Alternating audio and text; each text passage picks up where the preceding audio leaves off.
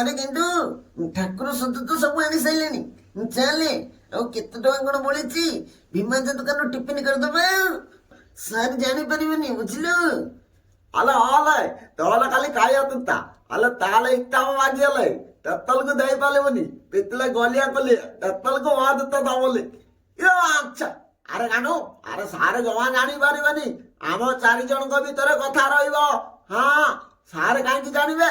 ହଁ ନେଳ ଭାଇ ଚାଲ ଚାଲ ଜୁଆରେ ଭୋକ ଲାଗିଲାଣି ସଉଦା ବେଗ ଟେକି ଟେକି ପୁରା ହାଲିଆ ହେଇ ପଇଲେଣି।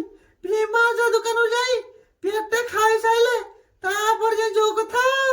ಅಲ್ಲ ಆಲೆ এই ಸಂಗೆ ತವು ಕಾಯಕ್ಕೆ ಕಾಯ್ತ ಅಲ್ಲ ಗೊಲ್ಲುತ್ತಾಳೆ ತೆತ್ತಲೆ ದಾನಿಯ ಪೊಯ್ತ ತವು ಕಾಯ್ತ ತೆತ್ತಲೆ ಪಿತ್ತಲೆ ದವಲೆ ಮೋದುತ್ತ ದಪ್ಪನಿ ಮುದ್ಲು। ହଉ ତାହେଲେ ଚାଲ ଆଗେ ଭୀମାଜା ଦୋକାନରୁ ପେଟକୁ ଖାଇବା ପରେ ପିଠିରେ ଖାଇବା କଥା ଭାବିବା।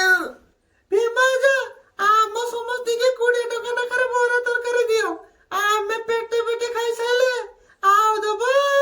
ହଇରେ ବାଳୁ ବେତଳ ସକାଳୁ ସକାଳୁ କୋଉଠୁ ପଇସା ମାରି ଆଣିଲରେ ଆସି ଗରମ ବରା ଆଉ ତରକାରୀ ଖାଇବ ବୋଲି କହୁଛ। ହଉ ବ୍ୟସ୍ତ ହୁଅନି ରେ ବରା ଏବେ କଢେଇରେ ପଡିଛି 5 ମିନିଟ୍ ଅପେକ୍ଷା କର ଛାଣିକି ଦଉଛି। ଅଭିମାତା ଆମ ଟିକେ ବିତ ଦିନ ତିନ୍ତିକି ଦମ ଦୁନିଆ ଦୁନିଆ କଲିକି। ହଁ ଭୀମାଜା ମତେ ଟିକେ ଲଙ୍କା ଦବ। ଲଙ୍କା ଟିକେ ମତେ ଖାଇବାକୁ ଭଲ ଲାଗେ। ଡମ୍ବୁରୁ ଭାଇ ଜଟିଆର ପୁଅଟା ସେ ଭୀମା ଦାଦି ଦୋକାନରେ ବସି ଦେଖ କେମିତି ଜଳଖିଆ ଖାଉଛି।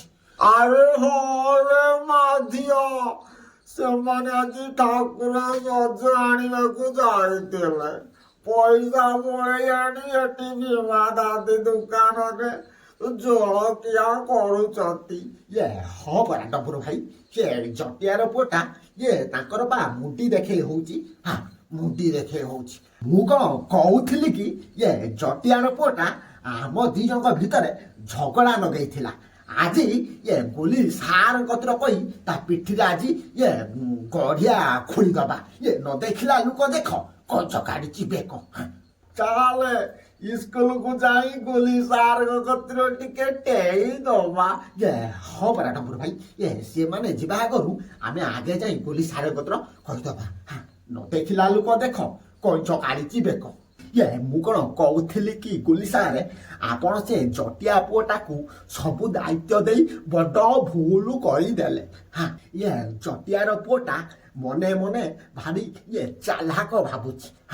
ପିଲାଙ୍କ ପଇସାକୁ ସବୁ ନେଇ ସେ ଭୀମା ଦାଦି ଦୋକାନରେ ବସି ଗେଫି ପକଉଛି। ଅରେ ମଧ୍ୟ ଡମ୍ବରୁ ତମେ ମାନେ କଣ କହୁଛ? ସତରେ କଣ ନଟିଆ ଯାଇ ଭୀମା ଦାଦି ଦୋକାନରେ ଜଳଖିଆ କରୁଛି? ହଁ ସାର୍ ଆମେ ପରା ନିଜ ଆଖିରେ ଦେଖିକି ଆସିଛୁ। ଆମ ସାଙ୍ଗରେ ଚାଲନ୍ତୁ ଦେଖିବେ ସେମାନେ କେମିତି ଗାଉଁ ଗାଉଁ କରି ଖାଉଛନ୍ତି। ହଁ ପରା ସାରେ ଆମେ ଆମ ନିଜ ଆଖିରେ ଦେଖିଛୁ। ଆପଣ ଚାଲୁନାହାନ୍ତି ନିଜେ ବି ଦେଖିବେ। ନ ଦେଖିଲା ଲୋକ ଦେଖ କଇଁଚ କାଢିଛି ବେକ। ଆରେ ମୂର୍ଖ ତମ ମାନଙ୍କୁ ଦିଆଯାଇଥିଲା ସରସ୍ୱତୀ ପୂଜା ଚାନ୍ଦା ଠାକୁରଙ୍କର ମୂର୍ତ୍ତି ଠାକୁରଙ୍କର ଭୋଗରାଗ ଆଣିବାକୁ। ତମେ ମାନେ ଏଡେ ପାପି ଗୁଡାକ ଠାକୁରଙ୍କ ପଇସାରେ ଟିଫିନ କରୁଛ। ତମ ମାନଙ୍କୁ ଆଜି ଚଢା ଯିବ ନାହିଁ। ଗଲି ସାରେ ଏମାନଙ୍କୁ ଜମା ଛାଡନ୍ତୁନି ବାନ୍ଧି ପକେଇ ପଛ ପଟୁ 6 ପାହାରେ ଲେଖା ଦିଅନ୍ତୁ। ହରି ନଟିଆ ତୋରି କାଶା ଦିଏ ତତେ ଛଡା ଯିବନି। ଯେତେବେଳେ ଯାଇ ଗଲା ବେଳକୁ ମୋଡି କଥା ପଳେଇଯାଉଛି। ಅಲ್ಲ ಆಲೆ ತತ್ತೆ ಮನ್ನ ಕಲತ್ತಲಿ ಆ ಗೊಲ್ಲು ತಲೆ ದಾನಿ ಗಲಲ್ಲಿ ಎತ್ತಲೆ ಪಿತ್ತಲೆ ಗೋಲಿಯಾ ಕೊಲ್ಲಿಯಲ್ಲ ಪುଅ ଖାଇବା ମଧ୍ୟ ଏତଲେ ବାହାରିବ। ଆଚ୍ଛା ଆରେ ସାର ପଳେଇ ଆସିଲେ ରେ। ଆରେ ଦୌଡ଼ ରେ ଦୌଡ଼। ଆରେ ଡାଙ୍ଗ ଅନେଇଛୁ କଣ ଶୀଘ୍ର ଦୌଡୁ।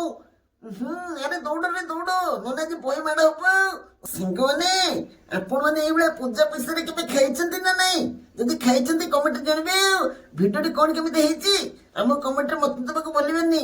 ଯଦି ଆମ ଚ୍ୟାନେଲରେ ନୂଆ ଅଛନ୍ତି ଚ୍ୟାନେଲକୁ ସବସ୍କ୍ରାଇବ କରି ବେଲ୍ ନୋଟିଫିକେସନକୁ ଅଲରେ କ୍ଲିକ୍ କରନ୍ତୁ। ଯେତେବେଳେ ଆମର ଭିଡିଓ ନୂଆ ଆସିବ ସର୍ବପ୍ରଥମେ ଆପଣମାନଙ୍କ ପାଖକୁ ଯିବ। ରହିଲି ଜୟ ଜଗନ୍ନାଥ। ଲାଇକ୍ କରିବାକୁ ଭୁଲିବେନି।